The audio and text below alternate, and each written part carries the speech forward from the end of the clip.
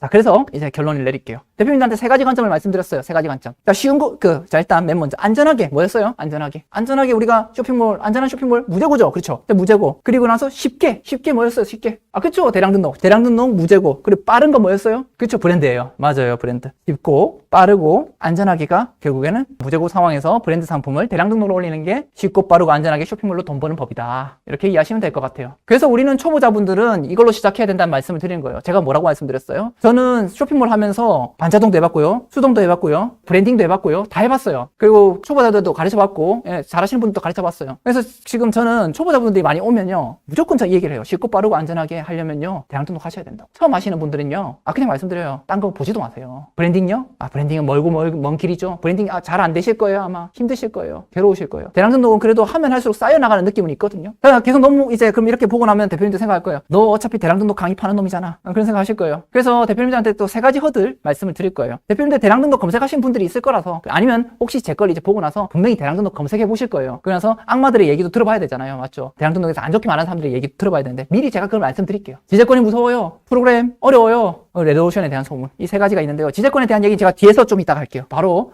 제가 10분짜리 또 강의를 만들어 놨거든요. 이 강의만 들어도 지재권에 대한 부분이 완전히 이해가 될 거예요. 뭐 약간 결론만 말씀드리면, 대량 등록 때문에 그러니까 대량 등록 하다가 지재권 때문에 뭐 공경을 겪었다는 사람들은요, 대량 등록을 제대로 이해 못하고 하는 사람들이야.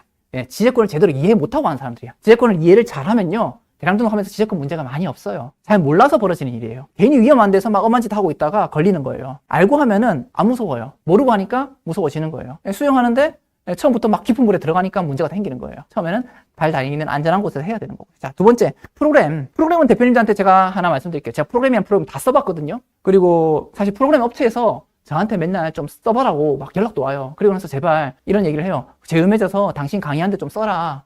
나 가입자 당신 통해서 좀 얻고 싶다. 이런 얘기를 많이 하거든요. 그래서 제가 다 써봤다고요. 진짜 다 써봤어요. 프로그램 하나 쓰는데 돈 많이 들거든요. 설치비 들고 막 매달 돈 월비용 나가는데 저는 그거 공짜로 써봤다고요. 그래서 시중에 있는 거 어지간한 건 다 써봤어요. 제가 결론을 내드릴게요. 1등부터 제 머릿속에 10등까지 다 있거든요. 근데 뭐 2등부터 9등까지가 큰 의미가 없어요. 왜냐하면 1등 점수가 9.8점이고요. 2등부터 4.7점이에요. 4점대라고요. 4점, 3점, 2점 이렇게 내려가요. 그럼 1등이 뭘까요? 네, 초보자분들은 무조건 더망고 써야 된다고 생각해요. 더망고 쓰셔야 돼요. 더망고. 네, 제가 쓰는 더망고 프로그램을 쓰셔야 됩니다. 그래요. 네, 더망고는 압도적이에요. 그리고 대량 등록 프로그램 중에서는 가입자 수가 지금 제일 많이 있고요. 1600명 정도 되거든요. 그리고 그 더망고 프로그램을 쓰는 사람들 중에서 압도적 다수가 또 제 수강생입니다. 650명 정도가 지금 쓰고 있는 사람들 중에 650명 정도가 저한테 강의를 듣고 지금 사용을 하고 있습니다. 비용 있어요.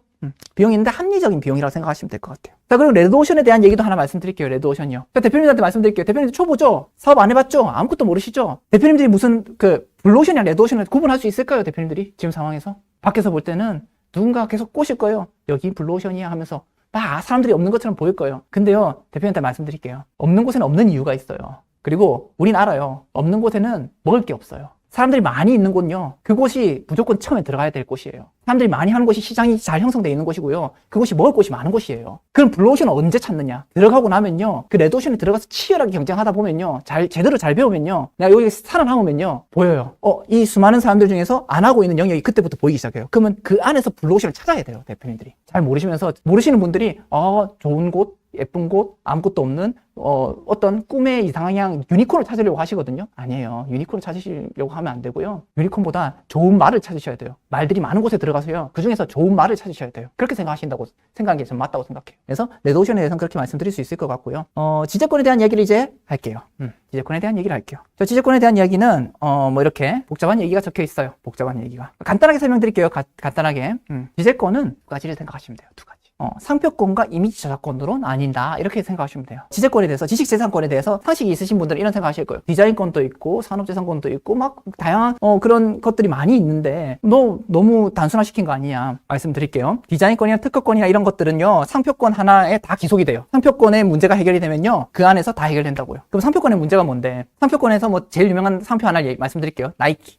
나이키 상품을 내가 신발을 샀어요. 나이키 상품 신발을 샀어요. 사가지고 이제 나이키 신발을 스마트 스토어에 올려서 판매를 해요. 팔 수 있을까요? 없을까요? 있죠? 예, 없다고 생각하시는 분도 있을 거예요. 있어요. 있는 이유가 뭐냐면, 그 나이키라는 상표의 상표권은 내가 물건을 사는 순간 권리 소진 이론이란 그 법률적인 그 이론이 있거든요. 나이키 물건을 사는 순간 그 상표권이 그 물건에 기록이 돼요. 그래서 나한테 와요. 그래서 그 물건을 처분할 수 있는 권리가 생겨요. 근데 여기서 중요한 전제가 있어요. 내가 그 상품 올리면요, 네이버에서 말해요. 포명해라고요. 포명.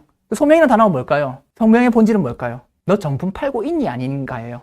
정품을 팔고 있는지 아닌지, 너 정품을 파는 건지 아닌지를 물어보는 걸 소명이라고 해요. 예. 이 얘기예요. 상표권은 정품에 관한 얘기가 돼요. 그래서 결국 대표님이 만약에 정품을 팔고 있으면 상표권은 해결이 된다. 그 정품을 팔고 있으면 특허권도 해결이 되고 디자인권도 해결이 되고 수많은 그 권리들이 해결이 된다. 이렇게 이해하시면 될 것 같아요. 근데 또 문제가 하나 더 있죠. 자, 나이키 상품을 사서 올렸는데 내가 사진을 찍어서 올리면은 문제가 없는데 내가 나이키 공홈에 있는 사진, 그러니까 나이키 본사가 갖고 있는 그 사진을 갖다가 쓰면요, 어떤 일이 생길까요? 그렇게 팔 수 있을까요? 없을까요? 없다. 안 돼요. 맞아요. 이미지 저작권 이해하시겠죠? 뭐냐면 사실은 정답은 이거예요. 팔 수도 있고 못 팔 수도 있다가 이게 정답이에요. 왜냐하면 나이키라는 회사가 내 사진은 나의 권리다, 내 것이다, 내 지적 재산이다 하면서 문제 제기를 할 경우에는 못 팔아요. 근데 문제 제기를 안 하면요, 팔 수 있어요. 뭐 그렇게 이해하시면 되거든요, 사실은. 근데 일단 남의 사진을 쓰면 안 된다는 전제이기 때문에 이미지 저작권은, 그래서 내 사진을 써야 된다 이렇게 이해하시면 될 것 같아요. 그럼 이제 대표님들 궁금할 거예요. 그럼 사진을 니 같으면 프로그램을 써서 파는데 사진을 그러면은 문제가 있는 거 아니야? 사진을 그럼 내가 어떻게 찍어 전부 다. 프로그램을 써서 올리면은 사진을 어떻게 찍어? 이런 생각이 들어가죠. 예, 그 얘기를 드릴게요, 지금. 이미지 저작권 문제가 많이 크거든요. 그래서 이거 말씀드릴게요. 간단히 말씀드리면 이렇게 이야기할 수 있을 것 같아요. 제가 말씀드렸죠? 안전하게 할 수 있는 방법이 있다고요. 안전하게. 그 안전하게 할 수 있는 방법을 정리하고 지적권 부분을 일단 마무리를 할게요. 안전하게 하는 방법은 이런 방법이에요. 그 문제가 없는 파트를 고르는 거예요. 문제가 없는 파트는 저는 일단 우리는 주로 무제고 쪽은 이 두 가지가 다거든요. 이 두 단어에서 출발을 해야 되는데 이것도 두 개가 있어요. 이것도 두 개가 있긴 한데 이렇게 있어요. 네 가지로 구분할 수 있다고 볼게요. 해외 구매 대행이 있고 국내 구매 대행이 있고 해외 위탁이 있고 국내 위탁이 있어요. 자, 구매 대행과 위탁 이거 뭔데? 같은 말 아니야? 라고 생각하시는 분들이 있을 거예요. 맞죠? 두 개념이 항상 헷갈리잖아요. 맞죠? 그러면 자, 이걸 한번 정리해 볼게요. 혹시 아시는 분 있나요? 모르겠죠? 말씀드릴게요. 자, 위탁은 허락이, 단어 뜻을 생각해 보면 돼요. 허락. 위탁은요, 판매업자가 대표님한테 내 상품을 좀 팔아줘 라고 얘기해서 허락을 받은 거예요. 그게 위탁이에요. 그리고 이건 허락받지 않고 판매를 한 거예요. 이해되시죠? 그럼 보통 허락을 했다는 얘기는 뭐가 들어갈까요? 여기에 이미지나 여타의 이런 것들을 쓸 수 있는 권리들이 들어가겠죠? 요거는 뭐예요? 이미지 권리 없겠죠? 네, 맞아요. 이거 구분 잘 하셔야 되거든요. 자, 근데요, 이제 대표님들은 아마 아실 거예요. 좀 공부를 하신 분들은 이렇게 이해하고 있을 거예요.